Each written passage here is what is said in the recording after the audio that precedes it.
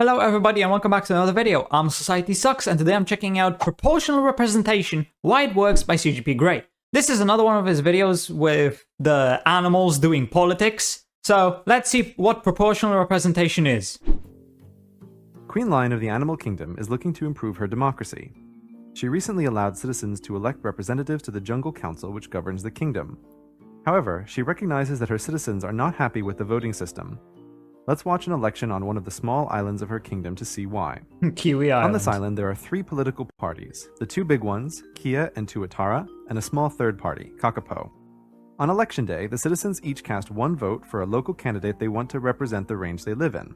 The results are as follows, with the average across the island that Tuatara gets 49%, Kia gets 48%, and Kakapo gets 3%. The election is run using first past the post, meaning that the candidate with the most votes wins. Because Tuatara got the most votes in each range, they get to control 100% of the seats on the council. And this is why so many citizens are unhappy. Yeah. The majority of them, the 51% who voted for other parties, get no representation on the council at all. This seems unfair to Queen Lion, but she's not sure how to fix it.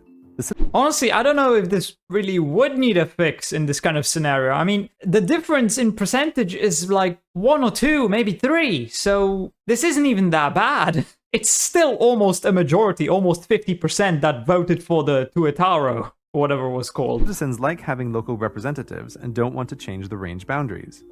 But luckily Kiwi, one of the citizens of this island, has a suggestion for Queen Lion on how she can make the system better while keeping local representation and leaving the ranges as they are.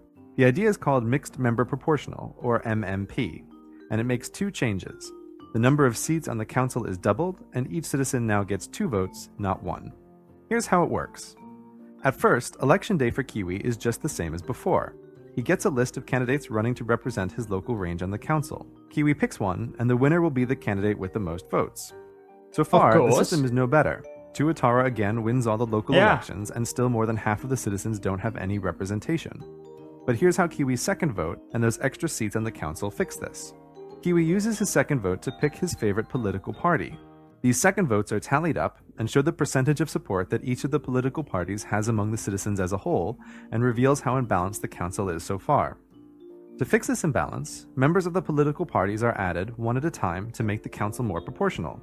Tuatara is the most overrepresented and Kia the most underrepresented, so Kia gets the first empty seat. This continues, adding one Kia at a time until both Tuatara and Kia are overrepresented and Kakapo is underrepresented, so they get the final seat. Now the Jungle Council represents as close as possible about as close as it gets. Preferences of the citizens, which is a huge improvement over the old first past the post method. There is... Let's be real though.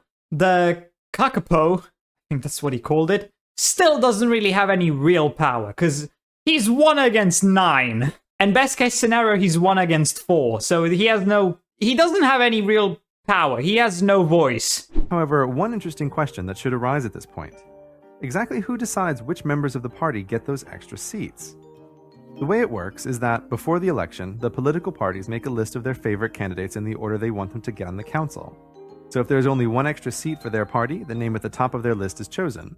If they get 2 extra seats, the first 2 are chosen, and so on. This makes MMP a bit different from other voting methods in that it makes political parties an official part of the way the election works. This may give the party leaders greater control over their members because they can reward or punish their actions by changing their placement on the party list. While this may be a disadvantage of MMP, there are a number of other benefits that Queen Lion in particular likes. Because fewer votes are wasted, it mostly eliminates gerrymandering and prevents minority rule.